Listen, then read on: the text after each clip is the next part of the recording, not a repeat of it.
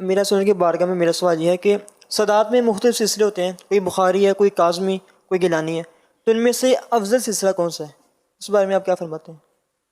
جو حسنین کریمین کا جو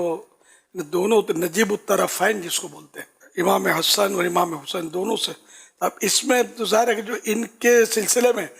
وہی افضل ہے، اور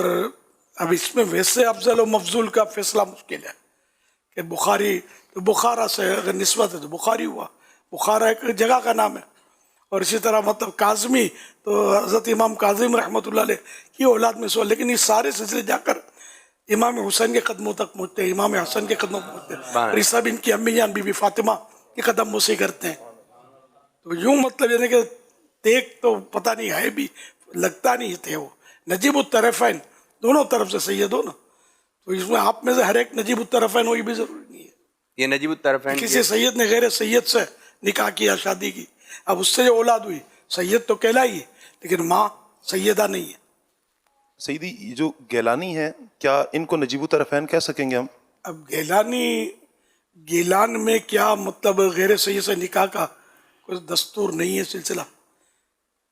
یا لقب بعض وقت ویسے عقیدت میں لوگ گیلانی رکھ لیتے ہیں، یا گیلانی غالباً، جی پھر یہ چلا سلسلہ۔ گیلانی حضور غوث پاک رحمۃ اللہ تعالیٰ اب علیہ میں سے سمجھ گیا، لیکن غوث پاک کے اولاد میں سے ہے بھی، مسئلہ تو یہ نا ویسے ہی گیلانی رکھ دیتے ہیں، کوئی شامی رکھ دیتے ہیں اپنا لقب، بغدادی کہلاتے ہیں، کہلاتے ہیں لوگ، اب تو خالی ویسے اپنے طور پہ لوگ شوق سے رکھ لیتے ہیں۔